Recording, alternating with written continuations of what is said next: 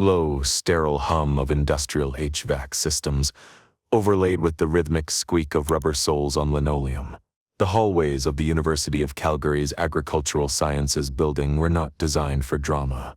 They were designed for sterility, for quiet contemplation, and for the slow, methodical march of peer-reviewed research.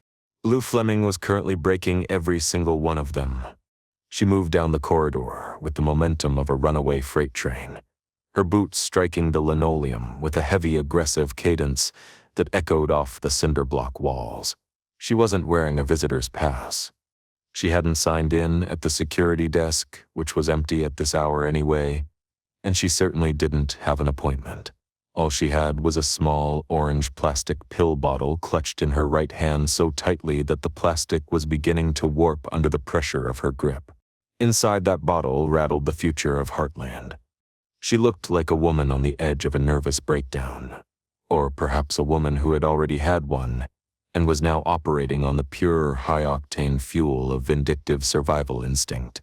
Her hair, usually a glossy curtain of perfection, was pulled back into a severe, messy bun, with stray tendrils escaping to frame a face devoid of makeup and pale with exhaustion. She reached the double doors marked Laboratory 4's, Mycology and Pathology. A sign on the glass read, "Authorized personnel only." No admittance without requisition. Lou didn't even slow down. She pushed through the doors, bursting into the main lab. The room was vast and chilled, filled with rows of black slate countertops, gleaming stainless steel sinks, and an army of expensive microscopes standing at attention like silent sentinels. The air smelled of isopropyl alcohol, agar, and the faint, earthy scent of soil samples.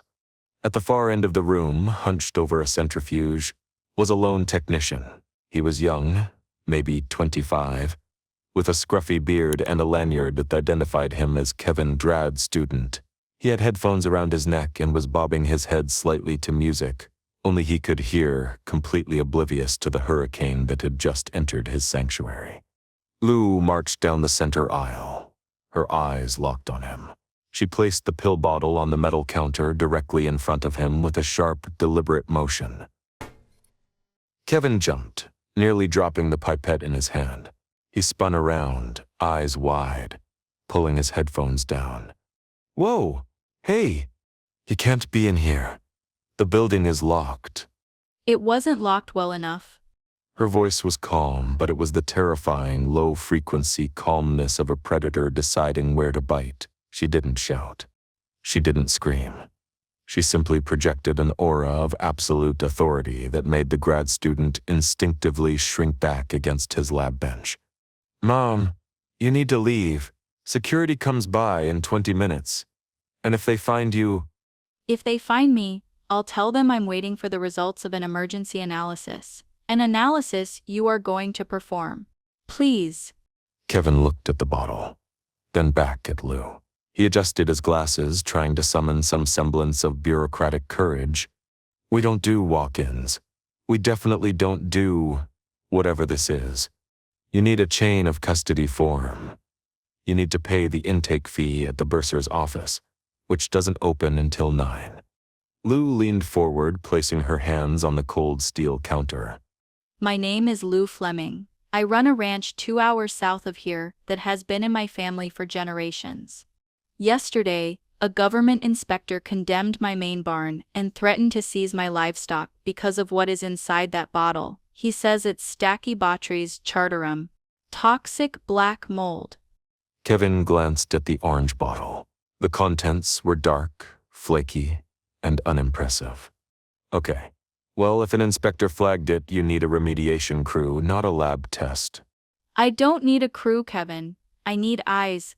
I need you to tell me if that substance is biological. "Look, if it's black mold, it's biological. That's how nature works." No, I don't think nature put that on my wall. I think a man did. The technician paused. The certainty in her voice was unnerving. He looked at the bottle again, really seeing it this time. He saw the way the flakes sat against the plastic, dry, brittle, jagged. If I'm wrong, I lose my business. I lose my home. And I will walk out of here and never bother you again. But if I'm right, then a crime has been committed. And you are the only person in this province who can prove it before the sun comes up. The refrigerator, compressor humming quietly, filling the silence. Kevin looked at the clock on the wall. It was 3:15 a.m. He looked at his centrifuge. He looked at the crazy woman with the terrifying eyes. He realized that arguing with her would take longer than just running the slide. He let out a long, defeated breath, reaching for a box of latex gloves. If it's toxic, I'm charging you for the hazmat disposal. Deal. Kevin snapped the gloves on. He picked up the pill bottle, unscrewing the cap. He tipped it carefully over a petri dish. A small pile of black flakes tumbled out, accompanied by a few crumbs of white gypsum drywall. Lou watched him, her breath caught in her throat. This was the moment. The physical world was about to testify. Kevin used a pair of fine-point tweezers to separate a large flake from the drywall dust. He held it up to the light. It's dry. Really dry. Usually, Stachybotrys. Asterisk is slimy. It needs moisture to thrive. This crumbles. Exactly. Could be dried out. Old colony. That happens. He placed the flake onto a glass slide. He added a drop of saline solution, then carefully lowered a cover slip over it. The liquid spread out, trapping the black speck in a clear bubble. Lou felt a wave of nausea, the rational part of her brain. The part that managed spreadsheets and logistics knew she was right. But the emotional part, the part that had been gaslit by Nathan Price for weeks, was screaming that she was crazy. What if it was mold? What if she had missed a leak? What if she was just a paranoid woman trying to blame a nice guy for her own failings? Kevin walked over to the high-powered compound microscope at the end of the bench. He clipped the slide onto the stage. What are you looking for? Horsefly. Spores. Conidiophores. If it's mold, I'll see a network of filaments, like tree branches, and little clusters of spores that look like balloons. Spores are distinctive. They look like little footballs. Lou gripped the edge of the counter. Her knuckles were white.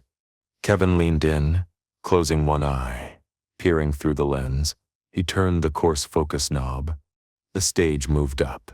Silence stretched in the room. The only sound was the hum of the HVAC and the pounding of Lou's own heart in her ears. She watched Kevin's face. She waited for the grimace. She waited for the nod that would seal her fate. Kevin frowned. He reached for the fine focus knob, twisting it back and forth, squinting. That's weird. Lou's heart stopped. Weird bad or weird good? I'm not getting any cellular structure. He rotated the objective lens turret, switching to a higher magnification. 400x. He peered in again. There's no cell wall, no hypha. It's just amorphous. What does that mean? Kevin pulled back from the eyepiece. He looked at the slide with his naked eye, then back through the scope. He reached for a bottle of solvent acetone and put a drop on the edge of the cover slip. He watched through the lens as the solvent hit the sample. It's dissolving. Mold doesn't dissolve. Not like this. The solvent is breaking down the binding agent. I'm seeing pigment separation, carbon black, titanium dioxide. He straightened up, pulling the headphones completely off his neck and tossing them onto the desk. He looked at Lou. His expression transformed from annoyance to genuine professional confusion. This isn't biological, ma'am. Lou felt her knees go weak. She had to grab the counter to keep from sliding to the floor. The relief wasn't a warm wash. It was a violent shudder that racked her entire body. Are you sure? I'm a doctoral candidate in mycology. I know a spore when I see one. This is an acrylic-based emulsion. It has a polymer binder. English, Kevin. It's paint. Or maybe a heavy-duty theatrical paste. Like the stuff they use to weather props in movies. It's synthetic. It was applied to the surface of the drywall. It didn't grow out of it. Lou, exhaling a long, trembling breath bordering on a sob, and closed her eyes. It's paint. The validation was overwhelming. She wasn't crazy. She wasn't incompetent. She was right. Nathan Price had walked into her barn, or sent one of his goons, and physically painted a disease onto the walls of her home. He had fabricated a crisis so terrifying that it forced her grandfather to drain his life savings and her sister to nearly sign away her birthright. It was monstrous. It was calculated, cold, and undeniably proven. She opened her eyes. The fear was gone. In its place was a cold, hard rage that felt like steel in her spine. Print it. What? The report. The analysis. Print it out. Put it on university letterhead. Sign it. I can't just... I'm just a student. You're an expert witness, Kevin. You just identified a synthetic compound in a condemned building. I need a piece of paper that says Sample A contains 0 biological material. Kevin looked at the fierce determination in her eyes. He nodded slowly. He sat down at the computer terminal and began to type. Lou watched the words appear on the screen. Analysis report. Sample type. Wall scraping. Synthetic polymer pigment. Each word was a bullet she could use to shoot down Nathan Price. She wasn't just bringing home a lab report. She was bringing home a weapon. She thought of Amy, sitting in the kitchen, probably feeling guilty for ever doubting Nathan. She thought of Jack, who had aged 10 years in a single day. They were about to scrub the barn. She needed to get back before the evidence was washed away. But even if the wall was clean, this paper was forever. Kevin hit print. The laser printer in the corner whirred to life. He handed her the warm sheet of paper. Lou took it. She folded it carefully, not like a receipt, but like a sacred text. She placed it in her coat pocket, right next to her heart. Thank you. Whoever put that there, they really wanted to scare you. They did, but they made one mistake. What's that? They picked the wrong family. Lou turned on her heel. The exhaustion was gone. She walked back toward the double doors, her stride long and purposeful. The squeak of her boots on the linoleum sounded different now. It sounded like a march to war. She pushed through the doors and into the hallway, leaving the sterile safety of the lab behind. She had the truth in her pocket. Now, she just had to deliver it before it was too late. Wooden building blocks clattering gently onto a rug. The morning sun poured into the farmhouse living room, thick and syrupy, illuminating dust motes that danced in the air like tiny, suspended memories. It was a scene of aggressive normalcy, a stark, deliberate counterpoint to the chaos that had reigned for the last week. The storm had passed, or so it seemed. The bank accounts were unlocked. The bills were paid, and the threat of eviction had been dissolved by Jack's stubbornness and a wire transfer. Amy Fleming sat in the armchair, her legs curled under her, a mug of coffee resting on her knee. She watched Lindy playing on the rug near the fireplace. The little girl was building a tower of blocks, her brow furrowed in concentration, completely unaware that her mother had almost signed away her heritage less than 12 hours ago. For Amy, the peace felt fragile, like thin ice over deep, dark water. She was terrified to move, terrified to speak, lest the ice crack and plunge them back into the freezing cold of crisis. Lisa sat on the sofa opposite her. She looked elegant as always, but there was a tightness around her eyes, a shadow of the worry she had carried while managing the crisis from the Dude Ranch. She held her own coffee cup with both hands, watching Amy over the rim. It's quiet. It is, finally. Jack is out meeting the remediation crew. They're setting up the pressure washers now. Amy nodded. tracing the rim of her mug. The remediation crew. The people who would scrub the black mold away and make the barn safe again. It was the final step. Once they were done, life could go back to normal. Amy pushed the thought of Lou away. It hurt too much. Amy. The tone was gentle but firm. It was the tone Lisa used when she was about to ask a question no one wanted to answer. Don't, Lisa. Please. I just want to drink my coffee without arguing. I'm not arguing. I'm asking. Have you called her? Amy didn't have to ask who. There was only one person missing from this picture of family recovery. No. She's your sister. She's sleeping at the Dude Ranch like a guest. She thinks you hate her. I don't hate her. I'm exhausted by her, Lisa. Every time Nathan tries to help, she attacks him. Every time something goes wrong, she spins a conspiracy theory. She had to run off into the night to investigate. Amy's voice rose slightly, the frustration bubbling up. She felt justified in her anger. Nathan had been there. Nathan had offered solutions. Lou had offered suspicion. She can't accept that she made a mistake with the signature, so she's trying to blame everyone else.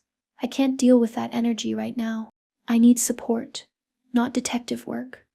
Lisa leaned forward, her expression softening into something deeply compassionate.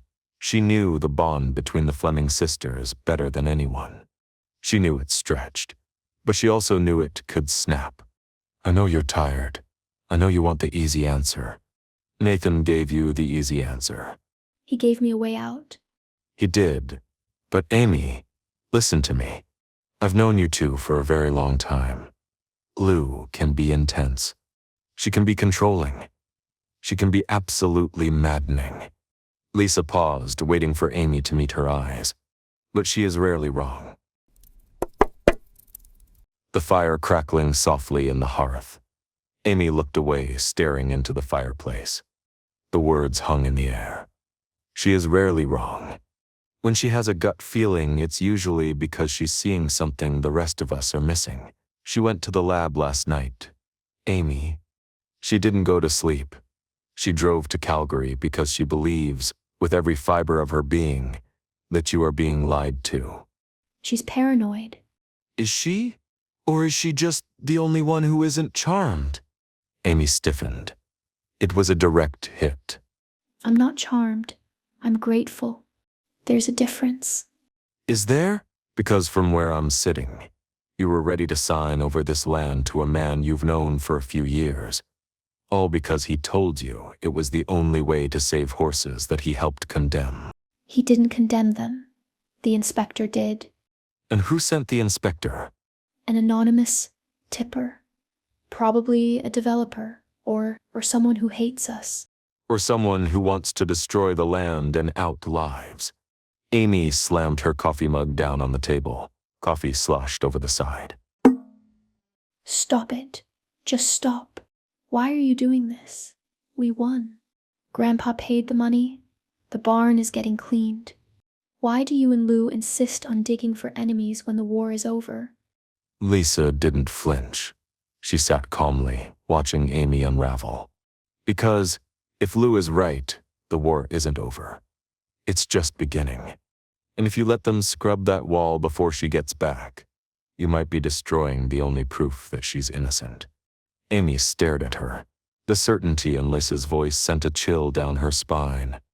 If she's right. It was a terrifying thought. If Lou was right, then the mold was fake. If the mold was fake, Nathan was a monster. And if Nathan was a monster, then Amy had let a predator hold her daughter. She had let him into her heart. She had almost given him everything. The cognitive dissonance was painful.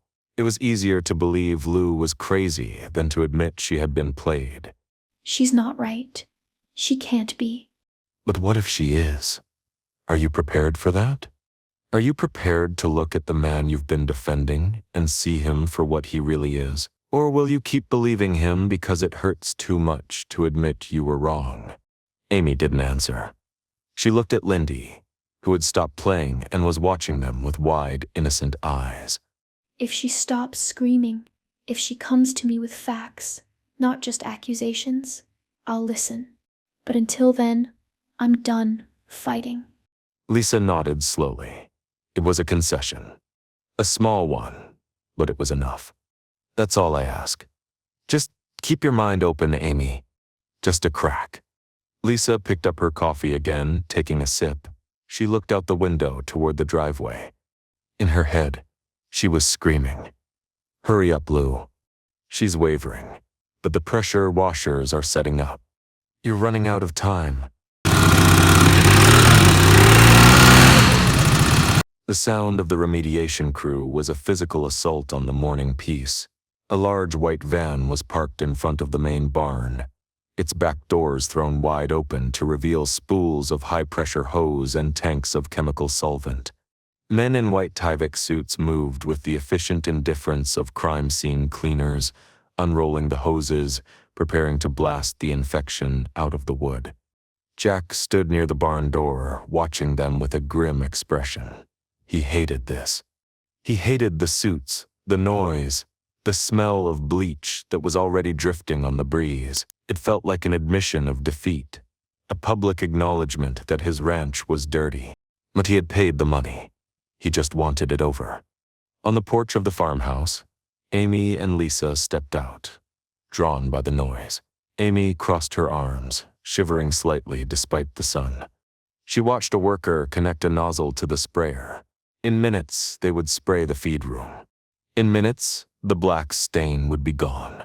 A truck tore up the driveway, dust billowing in its wake. It wasn't driving at a neighborly speed. It was driving like a getaway vehicle. It swerved around the remediation van, nearly clipping the bumper, and skidded to a halt right in front of the porch steps. Amy flinched. She recognized the truck. Lou. She stiffened, her defenses instantly snapping into place. She expected Lou to jump out screaming. She expected a scene. She expected accusations thrown like grenades. But the door opened slowly. Truck door creaking open and a heavy boot stepping onto the gravel. She looked wrecked. Her hair was falling out of its bun, her clothes were wrinkled, and her face was pale and drawn. But her eyes were clear, dangerously clear. She didn't look at the barn. She didn't look at the men in the Tyvek suits. She looked only at Amy. In her hand, she held a single piece of paper. Lou walked up the steps. She moved with a slow, deliberate cadence, the gravel crunching under her boots. She didn't run. She didn't rush. She carried herself with the terrifying calm of a woman who is holding a live bomb and knows exactly where she is going to throw it. Amy took a half step back, unnerved by the silence. Lou, please. The crew is already here. Don't cause a scene. Lou didn't answer. She reached the top of the stairs and stopped 2 feet from her sister. She didn't shout. She didn't cry. She just held out the paper. Read it. What is this? It's the answer, Amy. It's the reason why the mold appeared overnight. It's the reason why the inspector showed up an hour after the cancellation. Amy looked at the paper, then at Lou. She saw the exhaustion in her sister's face. She saw the desperation. But she also saw something else, a pleading. Lou wasn't trying to be right. She was trying to save her. I told you. I'm done with the theories. This isn't a theory. I didn't write this. I didn't forge it. I drove to the University of Calgary at midnight and I stood there while a doctoral candidate in mycology put a sample of that mold under a microscope. Wind rustling the paper in Lou's hand. Lou's voice cracked slightly, the emotion finally bleeding through the steel exterior. She thrust the paper forward again. Just read the report, please. If I'm wrong, I'll leave. Lisa stepped forward, placing a hand on Amy's shoulder. Read it, Amy. Amy hesitated. The generator roared in the background, a countdown clock ticking away the seconds. She looked at the men by the barn. One of them was lifting the spray wand, aiming it at the feed room door. If she read this paper, she couldn't unread it. If she looked at the truth, she couldn't go back to the comfortable lie where Nathan was the hero and the barn was just sick. She reached out. Her fingers brushed the paper. She took it. Amy looked down. The header was official. University of Calgary, Department of Agricultural Science. Her eyes scanned down the page.